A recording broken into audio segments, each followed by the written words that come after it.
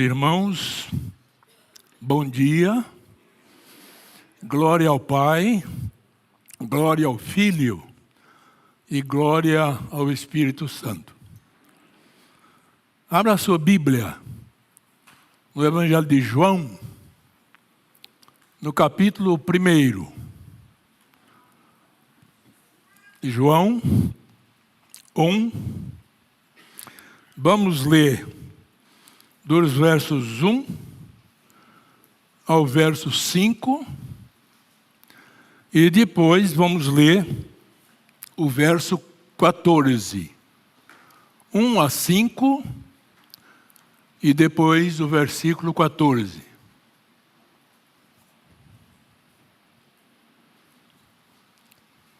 Já está na tela, então vamos ler juntos. No princípio era o Verbo, e o Verbo estava com Deus, e o Verbo era Deus. Ele estava no princípio com Deus, todas as coisas foram feitas por intermédio dele, e sem ele nada do que foi feito se fez. A vida estava nele, e a vida era a luz dos homens. A luz resplandece nas trevas, e as trevas não prevaleceram contra ela. Agora o verso 14. E o Verbo se fez carne e habitou entre nós, cheio de graça e de verdade. E vimos a sua glória, glória como do unigênito do Pai. Curva a sua cabeça um instantinho só e vamos orar. Pai bendito, nós estamos aqui, agora iniciando a escola dominical, e que o Teu Espírito possa abrir a nossa mente, o nosso coração, para bem podermos compreender os importantes e belos ensinamentos da Tua Palavra a respeito do Senhor Jesus, o Verbo eterno, o Verbo de Deus, que um dia encarnado veio ao mundo para nos servir e dar a sua própria vida em resgate da sua igreja. Continue conosco aqui, nos dando o que de nós precisamos para o Teu louvor e para a Tua glória. Em nome de Jesus. Amém. Meus amados, vamos recordar algumas coisas sobre o Verbo de Deus. Estamos vivendo uma época natalina. Embora eu diga que sempre que nós não temos segurança, certeza, que Jesus nasceu do dia 24 para o dia 25 de dezembro, se foi em janeiro, alguns acham que foi em janeiro, outros acham que foi em março. Mas, contudo, a data não tem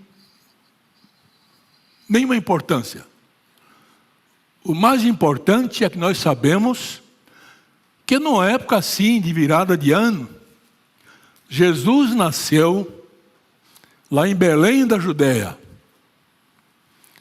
e veio ao mundo como uma criança, como um bebê, nascido de uma virgem, por milagre de Deus. E nós sabemos o que isso representou para nós hoje aqui na igreja de Pinheiro e para a cristandade no mundo inteiro. Então nós vamos tecer aqui algumas considerações, vamos relembrar, porque certamente vão já ouvir muita coisa a respeito disso. Ultimamente o pastor Hernandes até pregou aqui sobre o Verbo de Deus, para não esquecermos, estarmos sempre relembrados dessa maravilha que foi a encarnação do Filho de Deus. Eu queria que nós lêssemos agora, parece que não tem conexão nenhuma, mas tem sim, nós lêssemos Apocalipse 4, 7. Apocalipse 4, 7.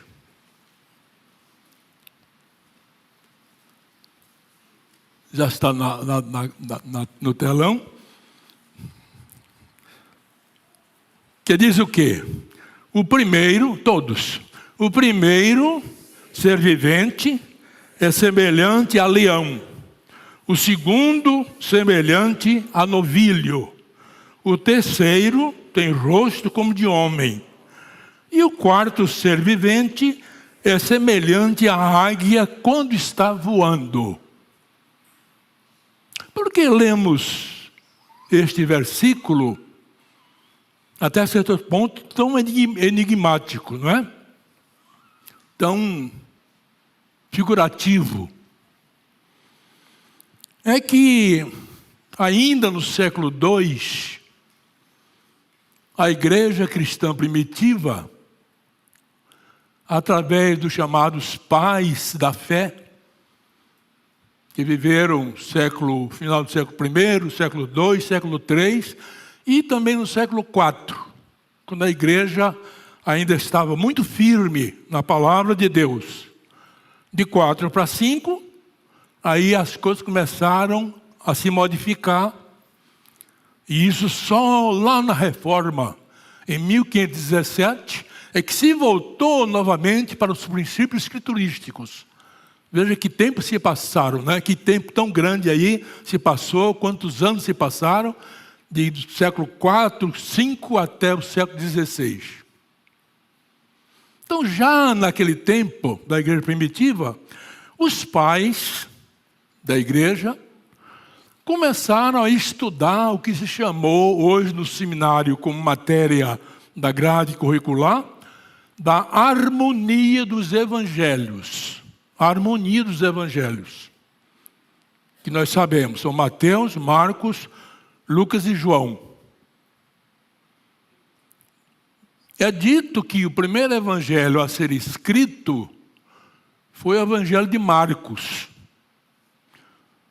No entanto, aparece em segundo lugar. Porque quando João escreveu o Apocalipse, que nós lemos agora, no capítulo 4, verso 7, e ele já tinha escrito o seu evangelho de João, que é o quarto, o último evangelho, e Marcos já tinha escrito também o seu evangelho.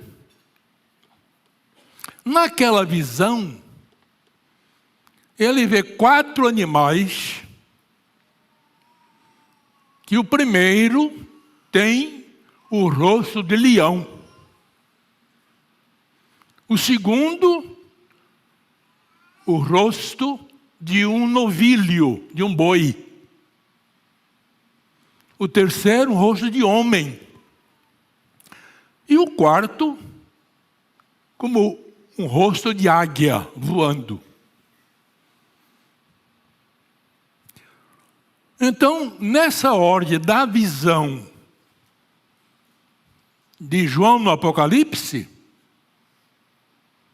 o evangelho de Marcos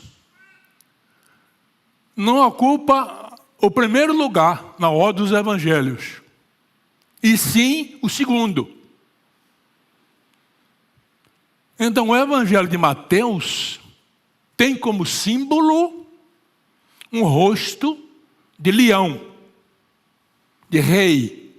O sentido é esse. O verbo de Deus, em Mateus, é o rei. É o leão da tribo de Judá, referido em Mateus, eu digo em Apocalipse,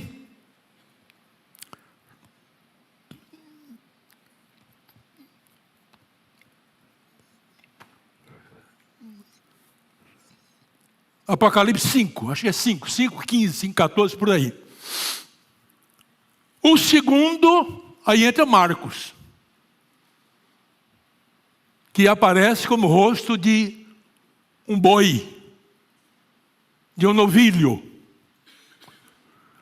E o Evangelho de Marcos é representado por um novilho, por um boi, que é o Evangelho do serviço.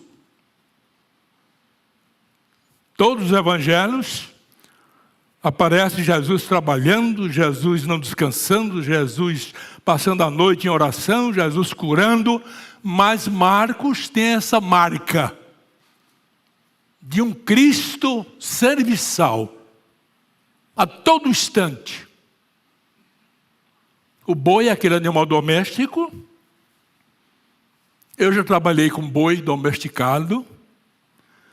E ele trabalha, ele trabalha, ele trabalha. Ele traz recursos para o dono. Quando ele não pode trabalhar mais, ele é solto na manga, ele engorda. E quando está gordo, o dono leva-o para o matadouro, mata aquele touro, aquele boi, que já não pode mais trabalhar, e come a sua carne. Ele não reclama. Isaías diz que Jesus foi para o matadouro como uma ovelha muda, sem nem abrir a sua boca, para cumprir o ato final do seu programa de salvação para que veio aqui neste mundo. Lucas apresenta, segundo João, um rosto de homem perfeito e ideal. Primeiro Adão foi criado perfeito, tornou-se imperfeito.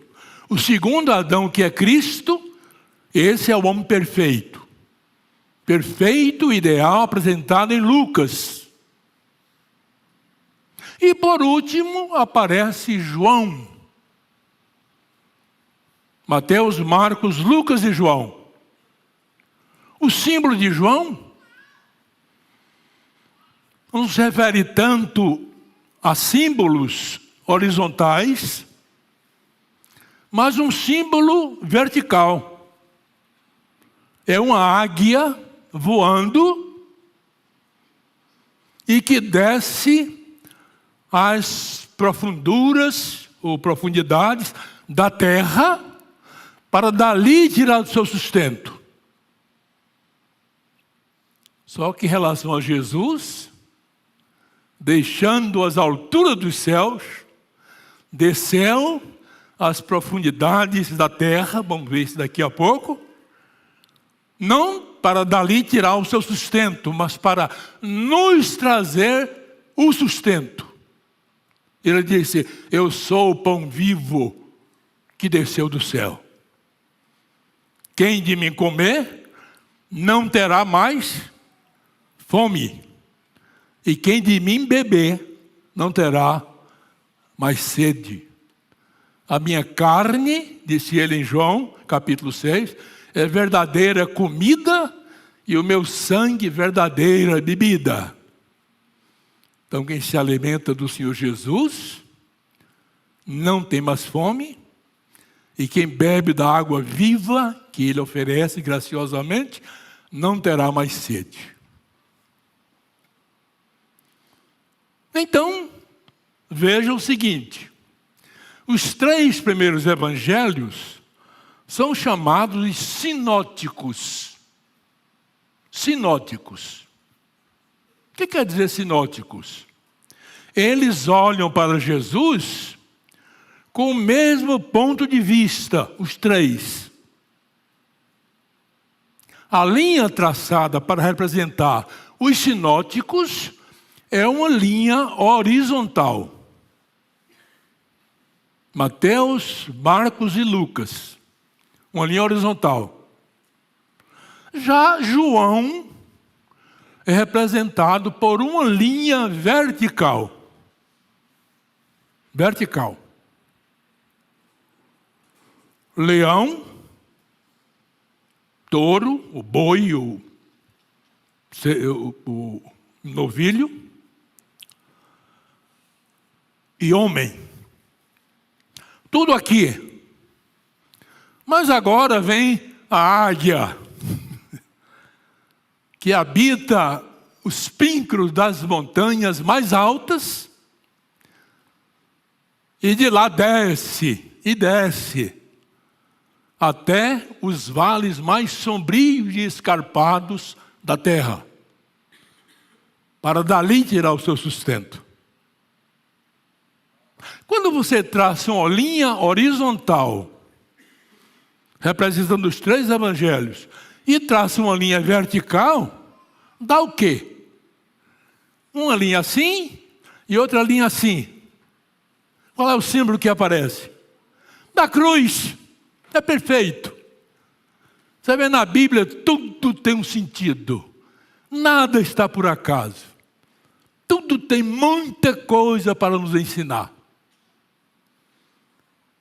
Até porque lá em Ezequiel, eu vou pedir os meninos para colocarem aí, Ezequiel 1:10, quem estiver anotando alguma coisa, veja como Ezequiel fez lá.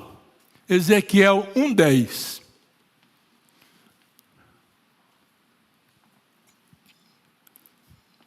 Está ali. Veja o que o profeta Ezequiel, 700 anos antes de Cristo, colocou. A forma de seus rostos era como o de homem. O de homem. Veja que o homem vem primeiro do que o leão. De homem à direita. Os 4 tinham rostos de leão. Aí o leão já vem no segundo lugar. E à esquerda, rosto de boi. E também rosto de águia. Todos, águia voando, todos os 4, e continua. Então há uma inversão aí da ordem. Mas como João teve a revelação do Apocalipse, quantos anos depois do profeta?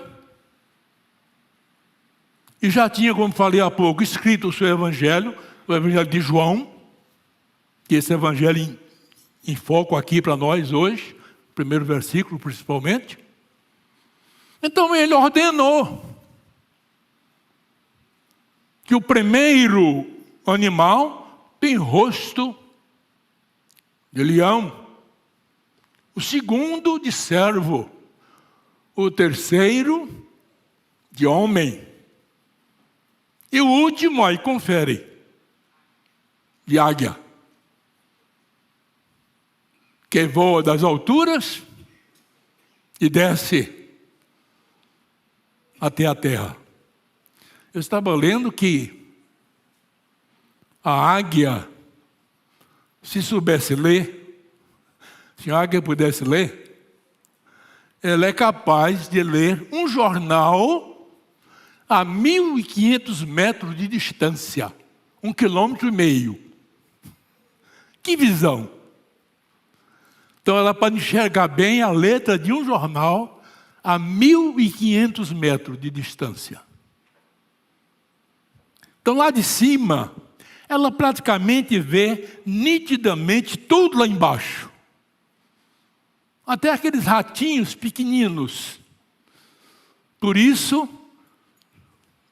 tem uma simbologia em relação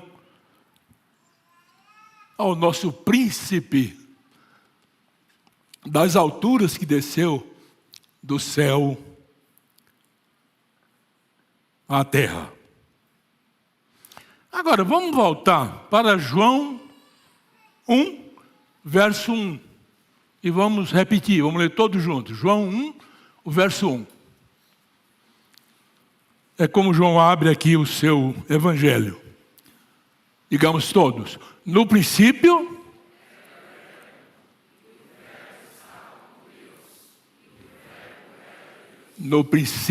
era o Verbo. O Verbo estava com Deus e o Verbo era Deus. Interessante, João não se preocupa com o nascimento de Cristo. Fala nada, não é? não se preocupa com certos detalhes de visitas dos pastores, de magos.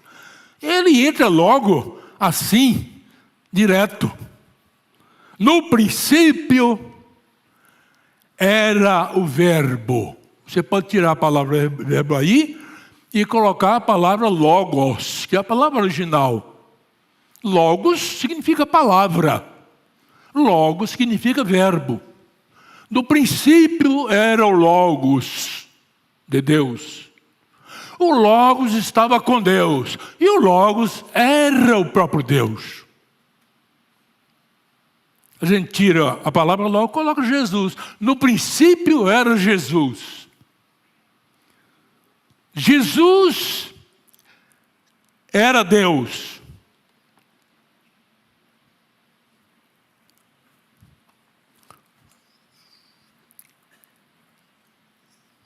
No princípio era Jesus. E Jesus estava com Deus. E Jesus era Deus. Temos, porventura, alguma dúvida de que o próprio Jesus, aquele que se encarnou, que veio lá nascer numa manjedoura humilde,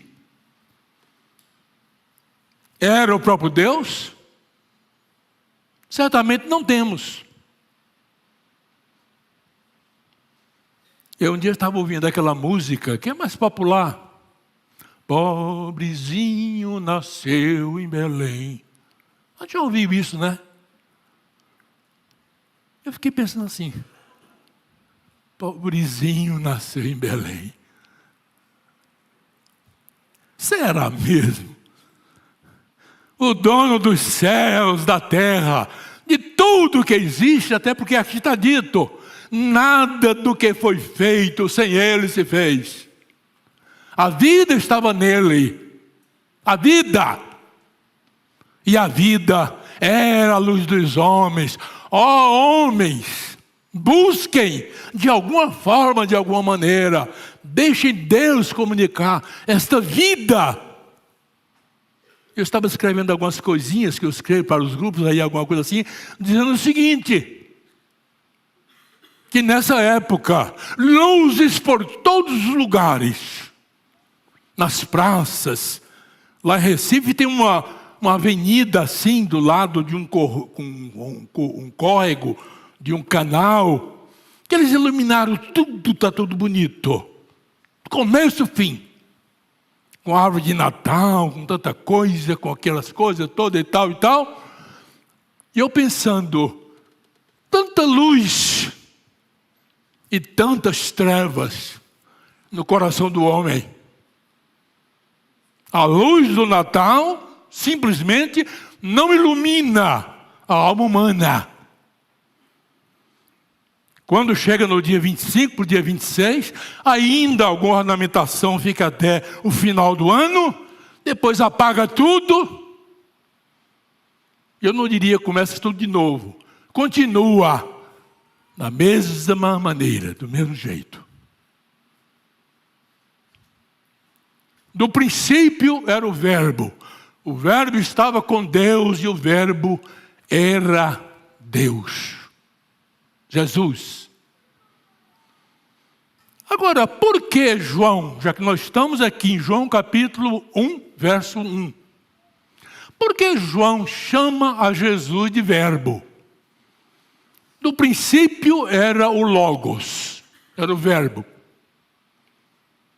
Nós aprendemos no passado, quando passávamos pelos bancos da escola, que o verbo, espero que hoje continue, eu estou muito longe desse negócio lá, mas que o verbo, na frase, a frase é um conjunto de palavras que exprime um juízo com clareza.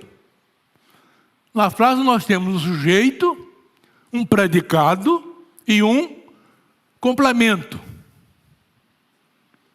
Nessa visão de João, vamos pensar assim.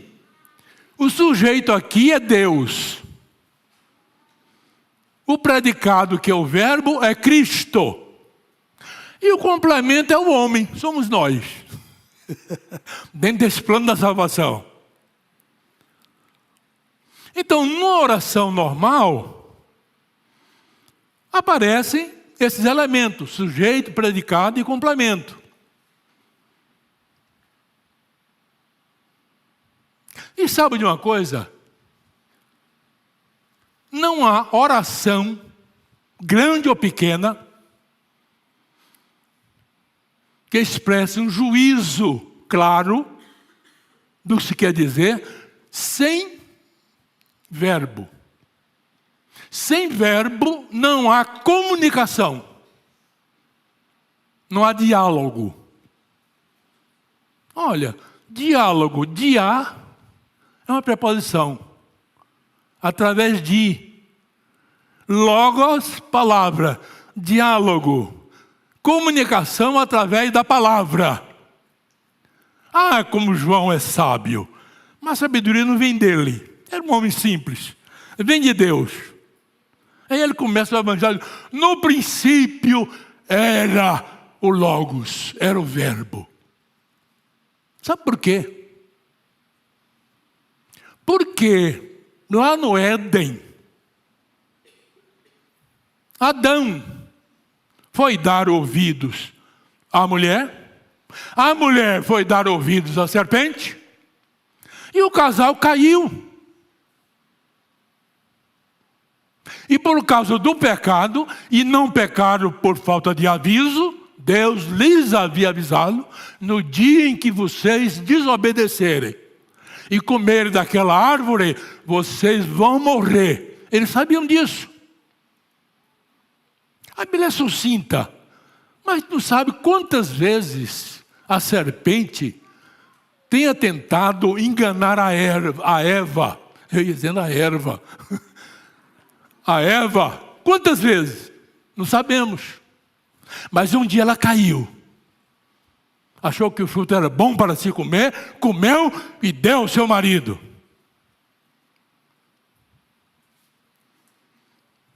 As mulheres são muito perigosas.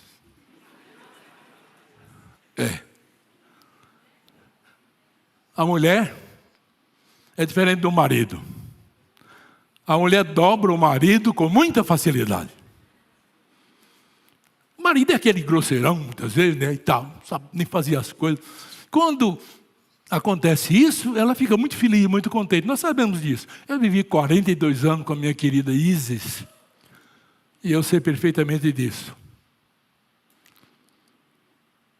Agora, pergunta-se, por que Deus cobrou de Adão e não primeiramente de Eva?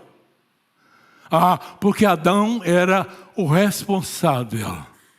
É chamado na teologia de cabeça federal da raça humana. Ele não poderia, de maneira nenhuma, ter dado ouvidos aos reclamos da mulher.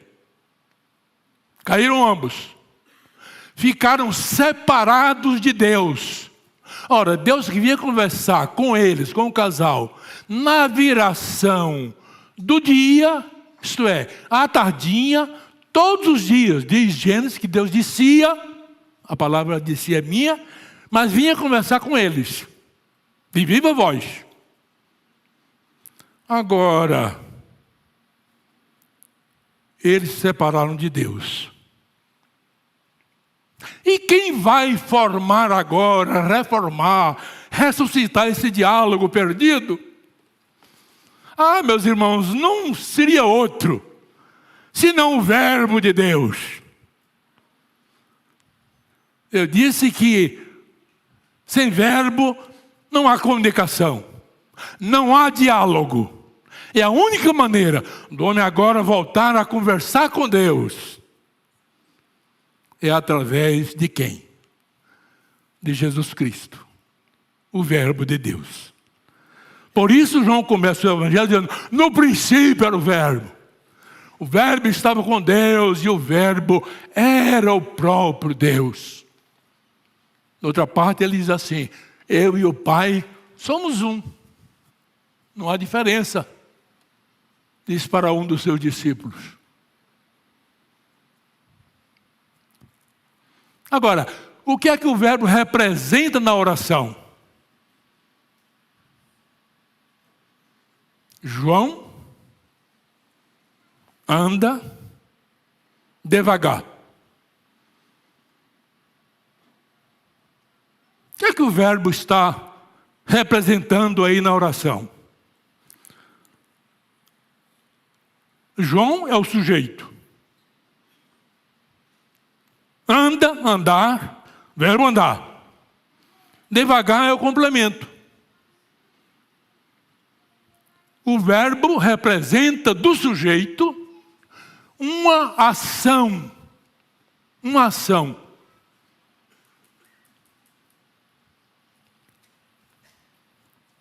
Já que João anda devagar, o verbo está representando essa ação de João. Que João anda devagar. Que ação Jesus revelou de Deus? Deixar as alturas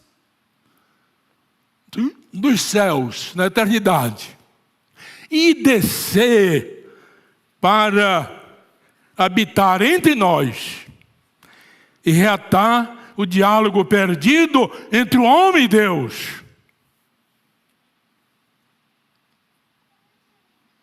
Quer ver? Vamos ver o texto de Efésios 4 e 9. Efésios 4 e 9, vamos ler juntos. Veja aí na sua Bíblia, mas também vai aparecer na tela, já está aí para a gente. Efésios 4, 9. A ação de Cristo dá glória para a terra. Digamos juntos. Ora, senão que também havia descido até as regiões inferiores da terra. O que quer dizer? Subiu, porque Cristo morreu, ressurgiu e voltou para o Pai, para completar essa obra da salvação, embora ainda falte um ato final, que é o seu retorno. O plano da salvação não está completo ainda. Parece uma aberração dizer isso, né? Não está ainda completo.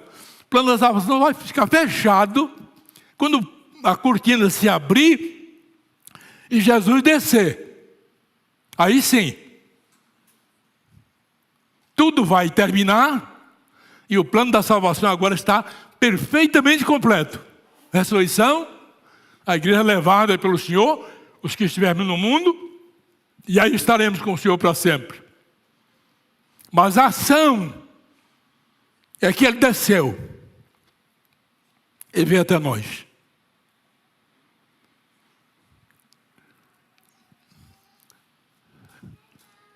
Eu tenho até que horas? 10 Eu tenho até 10h30, né? É isso? Só para me confirmar, não tem tempo.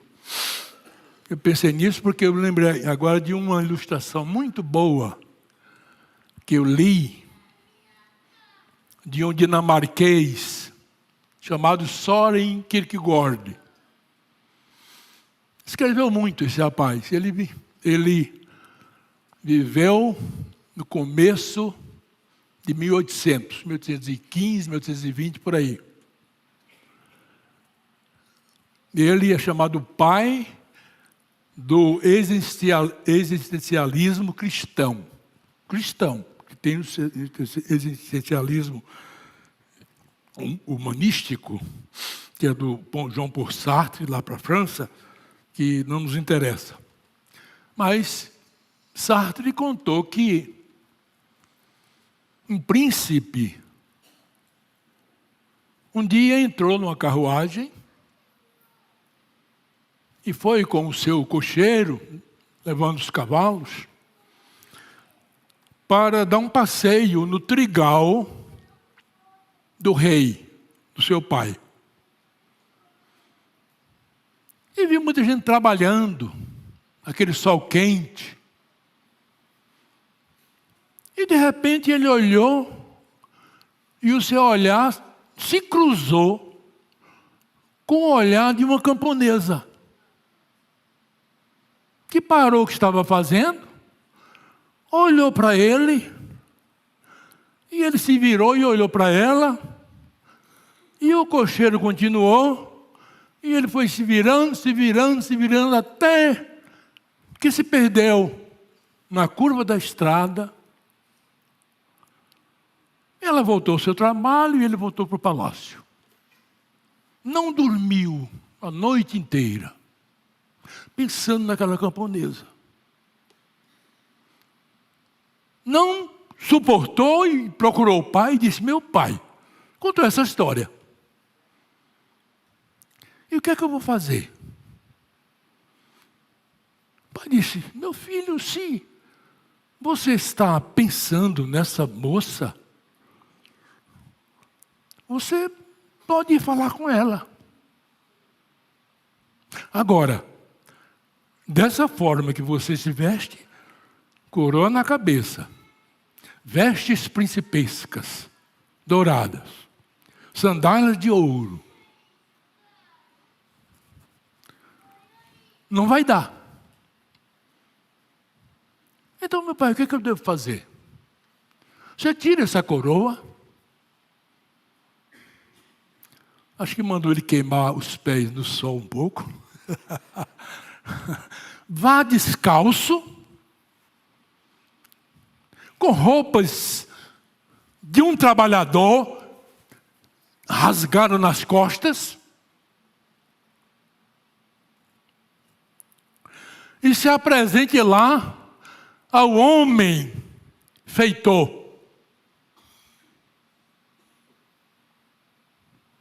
Ele estava tão impressionado com aquela moça, que se preparou, fez tudo isso, e caminhou no sol quente.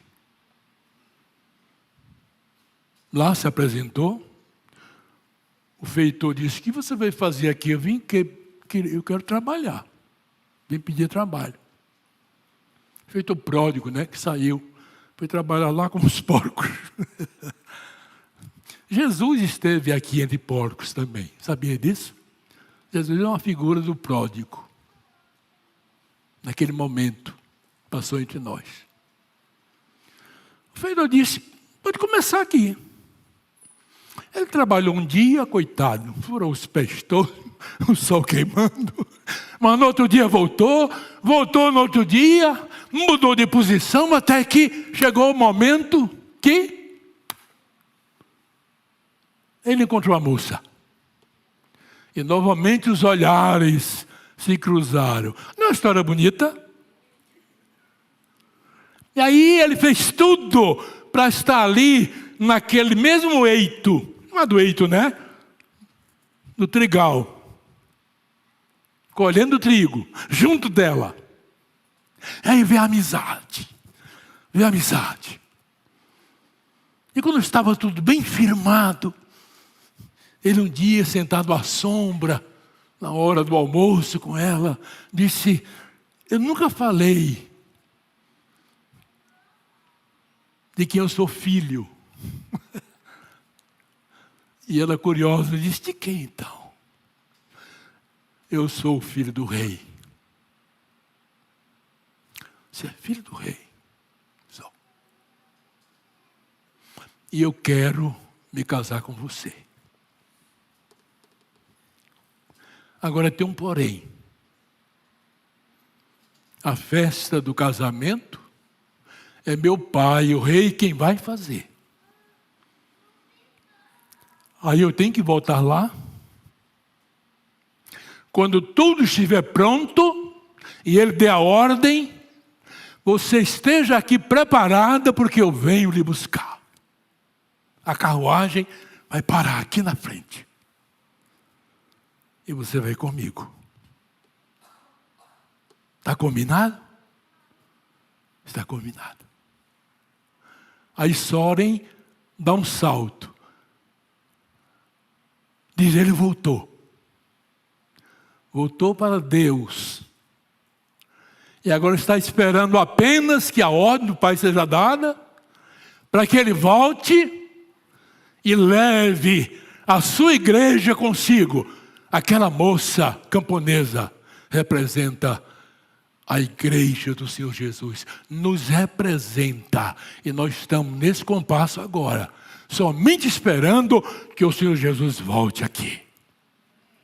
Mas vejam, meus irmãos, que João, quando coloca no princípio era o verbo, esse verbo está expressando uma ação de Deus, que através do Filho encarnado veio ao mundo para se relacionar conosco e reabilitar o diálogo que se havia perdido. Mas o verbo, na oração, não só representa uma ação, representa também um estado. Ação, estado.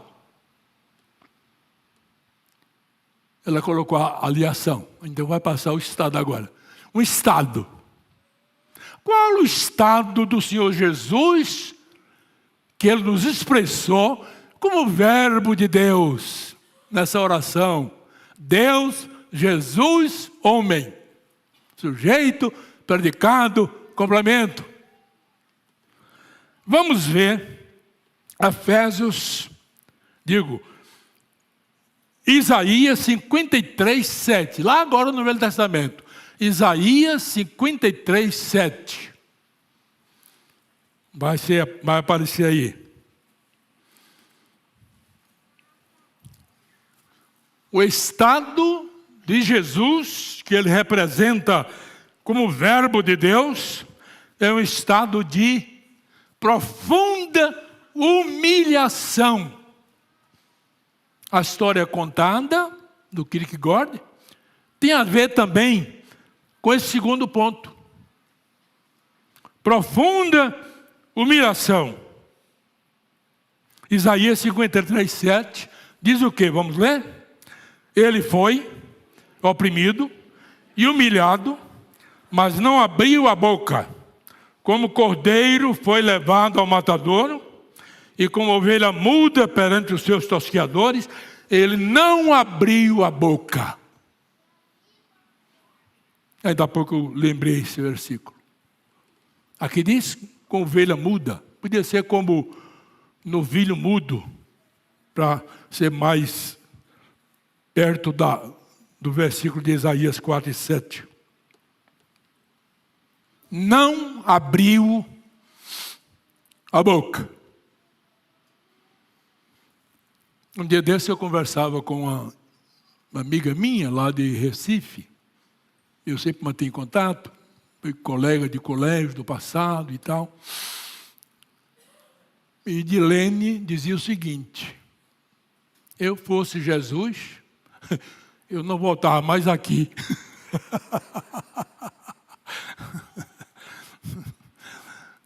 Eu disse, mas ele vai ter que voltar.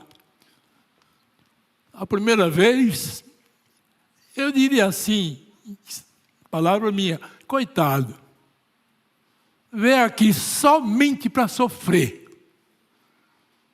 O Filho das alturas, o próprio Deus encarnado, diz o Evangelho que ele foi cuspido no rosto.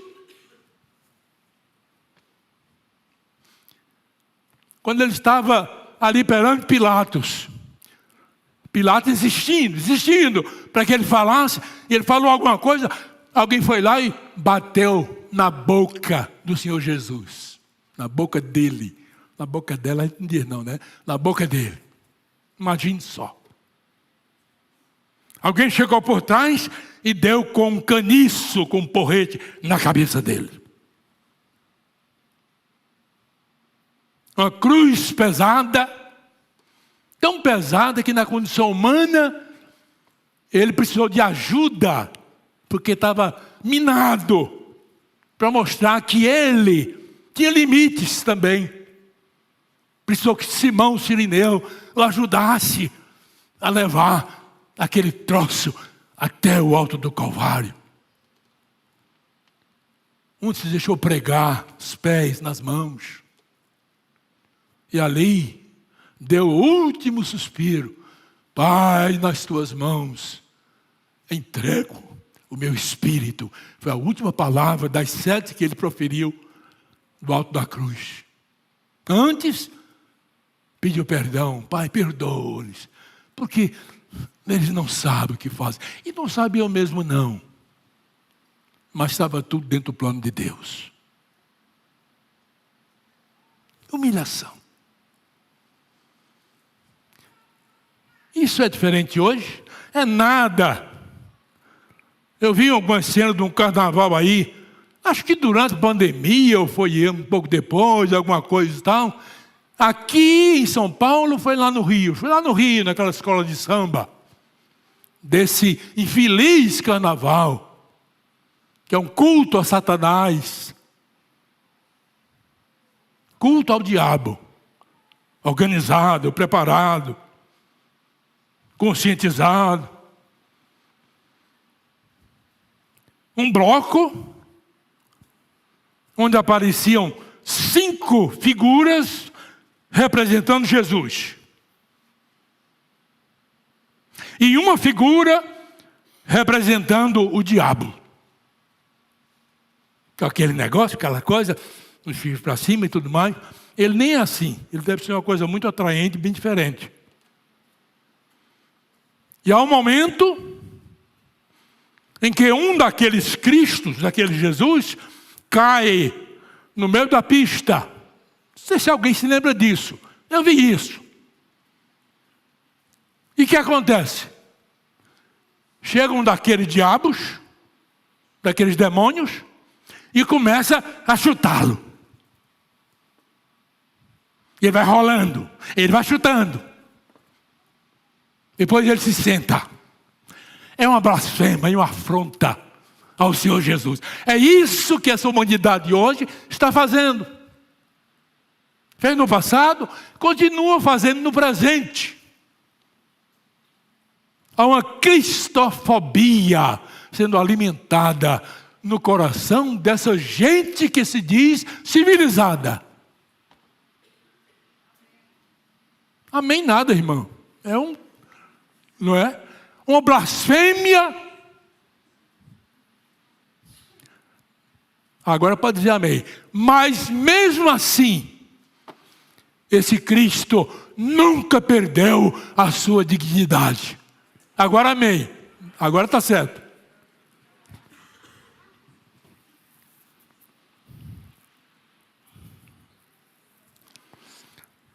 Uma ação, um estado, são coisas bem antagônicas da glória celestial aos lugares mais baixos da terra. Vamos ver.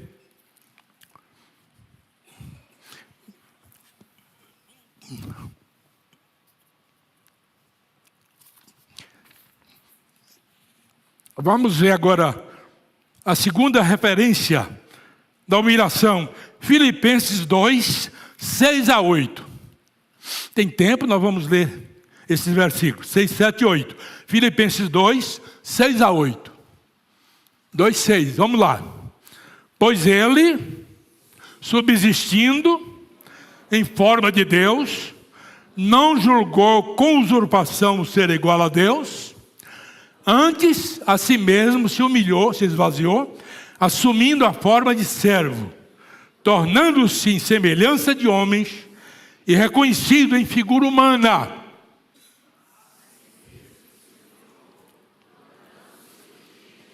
Até a morte e morte de cruz.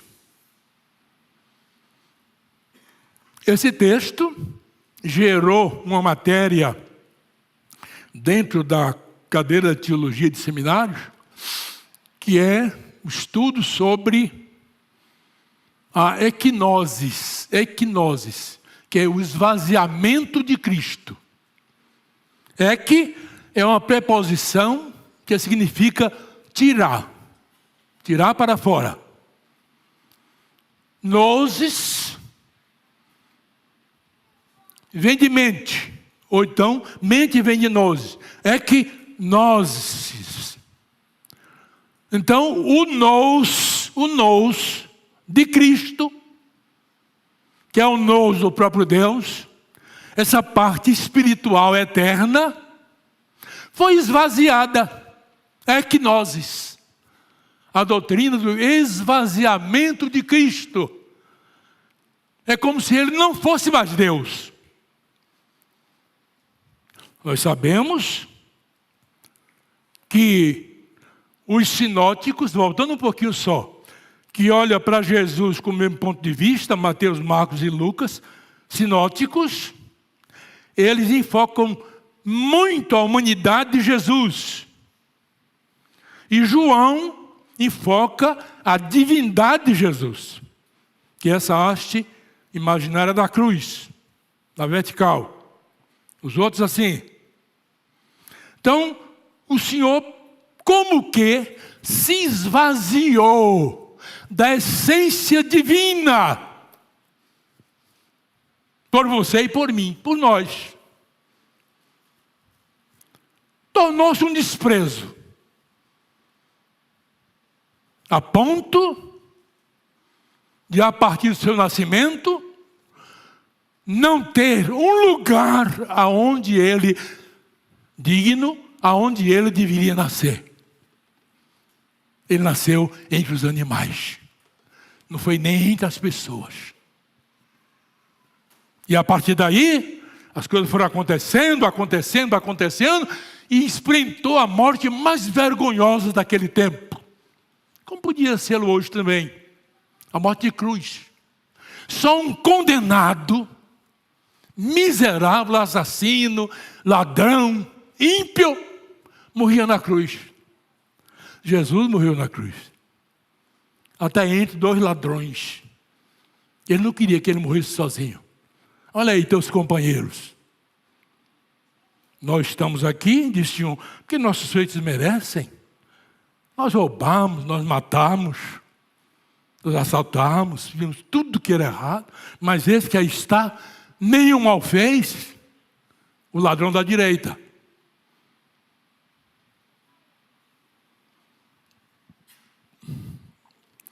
Esvaziou-se em nosso benefício. Tornou-se um de nós. Igual a nós em tudo. Aí diz Paulo, exceto no pecado. E ele não pecou. Foi tentado? Foi. Tentado até por Satanás de viva voz. Se você é Deus, mande que essas pedras se transformem em pão. Você está com fome. Você está fragilizado. E ele estava mesmo. 40 dias sem beber e sem comer. No deserto, diz a Bíblia, junto com as feras. Aí ele chega. Ele, Satanás. Ele diz, não. 3 vezes. Não. E não. Aí a Bíblia diz que quando o diabo viu que estava vencido, ele sempre sabe que vai ser vencido. Ele é astuto. Ele quer ganhar ponto de qualquer jeito, de qualquer forma. Bateu em retirada. No meio ali do deserto. Sozinho. Mas não estava só. Os anjos vieram e o serviram. Deram-lhe água, pão, o que foi necessário. Sempre foi assim. Lá no outro Getsemane foi a mesma coisa. Quando ele estava ajoelhado, suando sangue. A Bíblia diz, o anjo desceu e o confortou e reanimou ali. Por último, uma ação do céu à terra, um estado pleno de humilhação por nossa causa, por você e por mim. Mas aí vem a coisa maravilhosa que o verbo expressa do sujeito. Não em todos os casos, mas em alguns, e aqui principalmente. Uma qualidade, uma ação, um estado e uma qualidade. Qual a qualidade que Jesus, como verbo de Deus, expressou do Pai? Ele já veio nessa ação maravilhosa. Ele já voltou para o Pai, já está lá. Ele vai vir novamente, vai fazer essa grande viagem de volta aqui para estar conosco, com a sua igreja, no dia final. Mas que qualidade Jesus expressa de Deus. Não há outro versículo melhor, que nem precisa pôr na tela, mas os meninos lá embaixo vão colocar. Porque nós sabemos todos de cor e salteado. João 3,16, né? O próprio João, esse aqui. Só no capítulo 3, adiante um pouquinho, no verso 16. O que é que ele diz? Porque Deus, né, amou o mundo de tal maneira que deu o seu Filho unigênito, para que todo aquele que nele crer não pereça, mas tenha a vida eterna. Adão foi salvo, aleluia. Eva também, até porque eles obedeceram depois ao mandado do Senhor Deus, que os expulsou do paraíso. Mas eles continuaram ali oferecendo sacrifício a Deus, esperando uma promessa feita lá, na semente de você, Eva, vai nascer um varão mais forte do que Satanás, que vai esmagar a cabeça dele. Creia nisso. E eles certamente creram. Creram tanto que passaram para Abel. A mesma forma, como cultuar a Deus. Abel sabia. Matando o cordeiro, imolando o cordeiro e oferecendo a Deus. E através da história, até que o Senhor, quando teve a última reunião com os discípulos, disse: olha, a partir de agora, não matem mais o cordeiro. A Páscoa sou eu sou o cordeiro. Eu vou me sacrificar por vocês. E a partir de agora, vocês peguem pão e vinho e comam em memória do meu sacrifício. E assim a igreja cristã primitiva fez até hoje, e ele disse: façam assim até que eu volte. Enquanto ele não voltar, nós estaremos comemorando simbolicamente a morte do Cordeiro de Deus, através do pão da ceia, da comunhão, e através do vinho que representa o seu sangue. Pão representando o corpo, e vinho, como nós sabemos, representando o sangue de Cristo. O penúltimo versículo, João 15:13. João 15:13. Diz o quê? Ninguém, vamos juntos? Vamos começar. Ninguém tem maior amor do que este, de dar a alguém a própria vida em favor dos seus amigos. Depois ele diz: vós sereis os meus amigos se fizerdes o que eu vos mando. Então temos que obedecer a ordem de Cristo para nos tornarmos seus amigos. Eu queria que agora nós ficássemos de pé, todos nós, para descansar um pouquinho, e juntos lêssemos João 1, 11 e 12. Próprio Evangelho de João 1, 11 e 12. Juntos a uma só voz, porque o tempo já chegou, né?